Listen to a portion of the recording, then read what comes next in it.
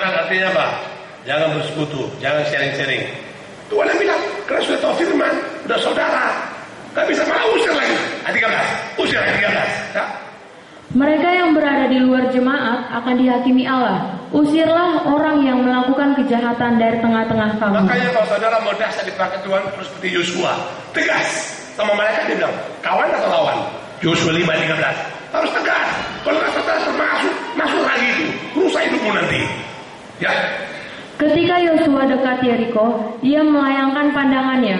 Dilihatnya seorang laki-laki berdiri di depannya dengan pedang terhunus di tangannya.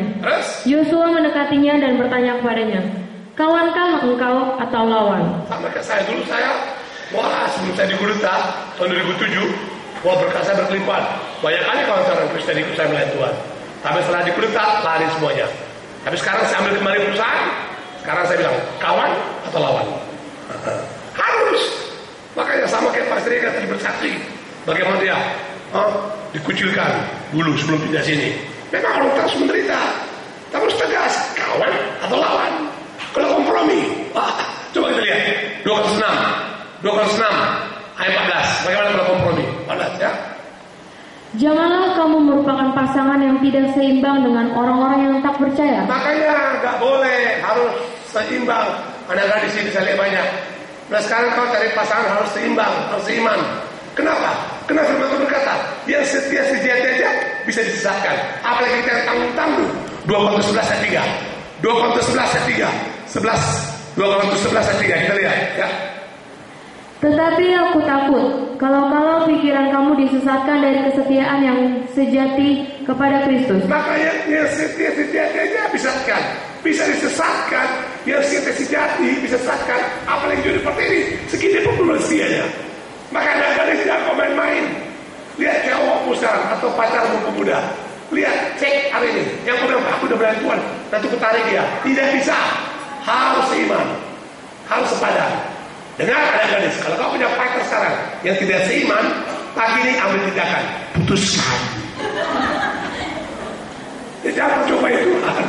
Nanti saya banyak kawan saya. Ada satu artis orang Batak, ada tolak terkenal dia. Dulu sama saya melayani Tuhan, haleluya. Sekarang nyebrang. Betul tuh aku. Dulu sama saya melayani Tuhan itu. Kita sebut namanya, udah tolak terkenal dia, cantik lagi. Kenapa aku? Maka saudara jangan ada gadis mulai sekarang. Maka sekarang kau berdua sabar kau. Sabar, pasti dapat. Jangan kau, Pak aku udah 35 tahun Pak, gak ada laki-laki. Pak carikanlah laki-laki mana pun jadilah. Mana boleh kayak gitu. Sabar, kuncinya sabar. Sabar itu buah, ya kan? Gak ada 5-22. Buah itu apa? Ya? Tetapi buah roh ialah kasih, sukacita, damai, sejahtera, kesabaran. Sabar, tapi sabar ini nggak instan. Ini makan waktu, bisa lama lagi, bisa sampai mati lagi. Betul, memang harus menderita kalau sabar. 2 Korintus 6 ayat 4. Harus sabar, 6 ayat 4 ya. Sebaliknya, dalam segala hal kami menunjukkan bahwa kami adalah pelayan Allah, yaitu dalam menahan dengan penuh kesabaran dalam penderitaan, kesesakan, dan kesukaran. Makanya sabar. Jadi kau punya pekerjaan belum layak di sebelum ini. Kapan tuh dia sabar?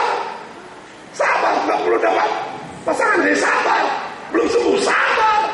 Itu buah roh, sabar. Tapi harus menderita. Sama kayak saya, waktu saya masih umur 10 tahun, mama aku bilang waktu masih hidup, ini jadi pendeta di anakku ini katanya.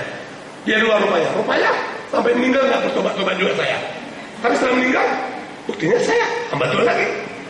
Jadi sabar. Maka sabar itu bukan 1 hari, bukan 2 hari, lama saudara. Makanya kena segala sesuatu indah pada waktunya. Makanya banyak kawan-kawan saya di Jakarta, apalagi orang kaya, ikut Tuhan diberkati, tapi bangkrut, apa itu yang Tuhan lagi katanya? Mana bisa? Ayo bangkrut, kandas. Tapi akhirnya dikembalikan 2 kali lipat. Maka sabar itu semua izin Tuhan. Apapun masalahmu, bertahan Tuhan. Mau bertahan? Dalam usaha, dalam pekerjaan, jadi sakiti kau. Termasuk pengampunan. Harus kau bisa mengampuni dengan sabar. Kolose 3 ayat 13. Kolose 3 ayat 13 ya. Sabarlah kamu seorang terhadap yang lain, dan ampunilah seorang akan yang lain apabila seorang menaruh dendam terhadap yang lain. Sama seperti Tuhan telah mengampuni kamu, kamu perbuat jugalah demikian. Maka ibu